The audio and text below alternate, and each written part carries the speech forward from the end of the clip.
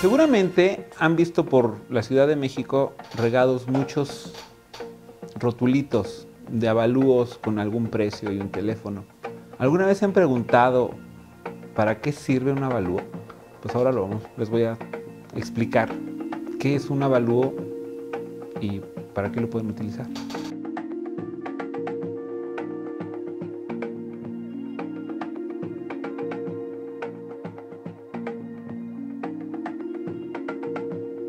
Un avalúo es un dictamen técnico, o sea, en estricta definición es un dictamen técnico. Básicamente es un documento que les va a ayudar a realizar diferentes trámites. En sus vidas tal vez no imaginarían que van a ocupar un avalúo. ¿Para qué? El asunto es que el avalúo en un momento dado se convierte en un requisito a cumplir para diferentes trámites que es necesario realizar. Entonces, el avalúo es necesario que siga cierta metodología o ciertas reglas o cumpla ciertos lineamientos de acuerdo al trámite para el cual lo van a presentar. Los avalúos más famosos son los avalúos para crédito hipotecario o avalúos para crédito Infonavit. Entonces, el evaluador que les ayude a realizar este trabajo es necesario que cumpla con un cierto perfil, porque en la realización del trabajo va a aplicar ciertas normas, ciertos lineamientos y un montón de requisitos que le van a dar validez al trabajo para que lo puedas utilizar en el trámite que necesitan. Dentro de las diferentes normas que hay para la realización del avalúo, ya les comenté, está el avalúo hipotecario que regula la Sociedad Hipotecaria Federal, y también muchos bancos establecen sus políticas para tomar o no un inmueble en garantía. Entonces no depende de que el evaluador diga, el evaluador es el que autorizó o no autorizó el crédito. No es cierto. El que autoriza o no autoriza el crédito en el ámbito hipotecario es el área de riesgos de los bancos, no es el evaluador. El evaluador solo, su chamba es poner un valor. También existe la evaluación fiscal. ¿Qué es esto? Es aquella que tiene que ver con el ingreso de los impuestos para los municipios y en particular, bueno, yo estoy en la Ciudad de México, para la tesorería del Distrito Federal. En el Código Fiscal se establecen, los diferentes códigos fiscales de los estados establecen qué cosas o qué circunstancias han de causar impuestos, en particular en el ámbito inmobiliario, el impuesto predial. Y los diferentes estados van a tener sus reglas o sus lineamientos o sus manuales de evaluación fiscal, que muchas veces poco tiene que ver con la evaluación comercial. ¿Por qué? Porque a menos que tengan que establecerse valores comerciales para el pago del impuesto predial, se van a aplicar valores unitarios que publican o definen los congresos locales o los ayuntamientos locales. Entonces, un avalúo es un documento en el que, en función a referencias de mercado, información de ventas de la zona, se va a establecer o se va a estimar el valor que va a tener un inmueble.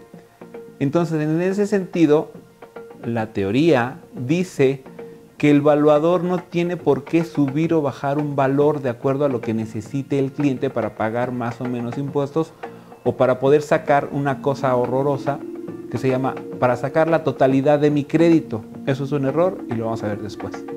Aquí entra una cosa muy interesante y es la base del avalúo, que es el mercado inmobiliario. Por mercado debemos entender a la concurrencia de compradores y vendedores para el intercambio de bienes y servicios, en este caso, obvio, de inmuebles. Los mercados, la teoría nos dice que son mercados, en particular, ahorita les voy a platicar, mercado monopólico o mercado monopsónico. El mercado monopólico está regido en México por los grandes desarrolladores, Geo, Ara, Urbi, Homex, Sadasi, todos estos constructoras. Estas constructoras llegan a una zona, compran un montón de tierra, desarrollan un prototipo de vivienda, la construyen y le ponen un precio. Así, tal cual, le ponen un precio. Como son los únicos en la zona que venden un prototipo de vivienda para diferentes segmentos, de crédito para diferentes capacidades de pago, pues ellos determinan el valor y no les importa nada.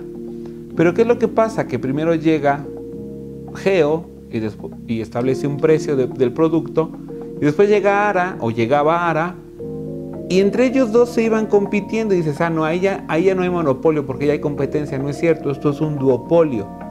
Y luego llega Sadasi, y luego llega Urbi, y entonces todos venden al mismo precio y ya no hay diferencia. Y entonces vamos a decir, es un mercado libre. No, esto es un mercado oligopólico, porque ya entre todos se pusieron de acuerdo en cuánto vender. Existe el otro, que es el mercado monopsónico. El mercado monopsónico es aquel en el que existe un solo comprador.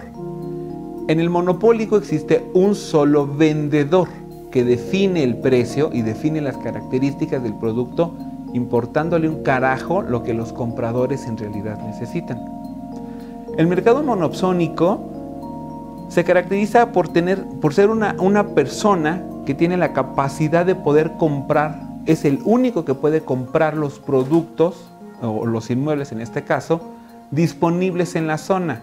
Es decir, una grande desarrolladora va a llegar y va a comprar todos los terrenos disponibles en alguna región para poder desarrollar su prototipo y entonces convertirse ahora en un monopolio.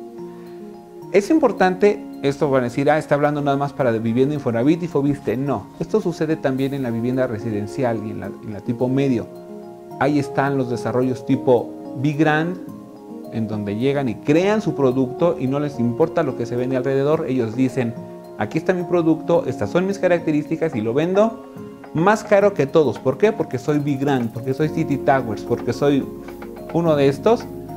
Y la verdad, sus viviendas no están tan bonitas. El mercado inmobiliario se diferencia mucho de otros tipos de mercados y tiene tres características que lo hacen único y un verdadero dolor de cabeza. El mercado inmobiliario se caracteriza por ser fragmentado, opaco y viscoso. Eso por ahí viene en los libros, pero ahorita yo se los voy a explicar. Es fragmentado, ¿por qué? Porque así como les acabo de describir de la vivienda de interés social de Geo, Ara y todos estos que unos ya quebraron y otros ahí están dando patadas, existe también la vivienda residencial con las grandes desarrolladoras como Baita, que en su momento existió, como Rose, que todavía existe en la Ciudad de México, Big Grand, City Towers, Polaria y todo esto. Entonces esto ya nos empieza a hablar de una fragmentación de acuerdo a los nichos, pero no solo eso. También tiene que ver con viviendas nuevas, viviendas remodeladas, viviendas de 2 recámaras, viviendas de 1 recámara, viviendas tipo loft, viviendas departamentos en 2 niveles, penthouse, departamento en planta baja, con patios, con jardines, sin jardines, con cajones, sin cajones, con bodega, sin bodega, y la lista puede ser infinita para segmentar al mercado. Es viscoso, ¿por qué? Esta es una de las cualidades más importantes. Es viscoso porque es muy lento. No reacciona con la misma velocidad con la que reacciona el mercado de divisas, el mercado de metales, el mercado del petróleo, el mercado accionario en las casas de bolsa. Si algo sucede en la Fed, inmediatamente tiene un impacto en las tasas de interés, en el tipo de cambio, en el valor del oro, etc. Y la vivienda, el mercado inmobiliario, no la vivienda, el mercado inmobiliario en general, si algo le pasa a la Fed, sube las tasas de interés, al mercado inmobiliario le importa muy poquito. ¿Por qué? Porque las casas no se compran de un día para el otro. O sea, no llego a comprar naranjas, no llego a comprar oro, no llego a comprar acciones. Llego a comprar una casa que me implica organizar un montón de trámites administrativos, fiscales, etcétera, para poder llegar a un momento de una firma de una escritura. Y entonces, de ese momento en que se decide la compraventa a que se realiza la compraventa, pueden pasar 2 meses, 3 meses. Hay operaciones que tardan hasta 1 año porque por todos los trámites que se deben realizar antes, tener el predial al corriente, servicios, licencias, sucesiones testamentarias regularizadas si es que las hubiera, en fin, un montón de cosas que hacen que el mercado inmobiliario sea muy lento en resentir todo lo que pasa en toda la economía de la ciudad o del país, incluso con lo que pasa en el extranjero y en lo que afecta al mercado inmobiliario, puede tardarse mucho en verse ese reflejo. Por ejemplo, cuando salió el impuesto sobre la renta, que se subió la tasa del impuesto sobre la renta y afectaba a los inmuebles en el año, me parece, 2015, 2014, el mercado inmobiliario se detuvo un poco en lo que los asesores inmobiliarios, los fiscalistas, los notarios y todas las personas involucradas en el medio identificaban cómo diluir el impacto del impuesto sobre la renta en los inmuebles. Y la forma en la que lo encontraron fue que el que compra el inmueble se coma el impuesto sobre la renta, y ahí fue cuando vino un incremento en el valor de la tierra y de los departamentos y todo esto. Entonces ese fue su mecanismo, fue su estrategia, pero al final lo digirieron en un periodo como de 6 a 8 meses. La otra característica es que es opaco. El mercado inmobiliario es opaco. Argumentan la seguridad del vendedor y cosas por el estilo, pero la realidad es que el desarrollo del mercado inmobiliario de México es muy lento, está todavía en pañales. Aunque ya hay un cierto desarrollo, sigue en pañales. ¿Por qué? Porque los asesores inmobiliarios no están capacitados. Sorry, asesores, no están capacitados. Creen que vender una casa es muy fácil y entonces cualquier persona se quiere poner a vender inmuebles y no está capacitado para interpretar una escritura, no está capacitado para dar información.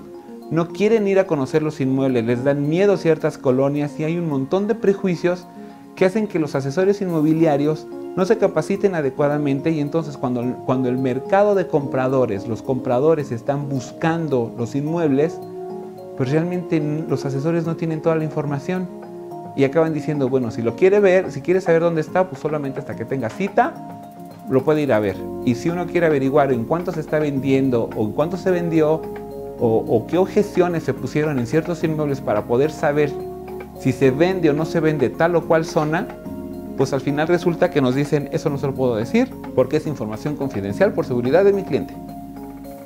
Y en Estados Unidos es completamente transparente, cualquier evaluador puede ir a consultar en cuánto se vendió tal casa y no pasa nada y los avalúos salen así.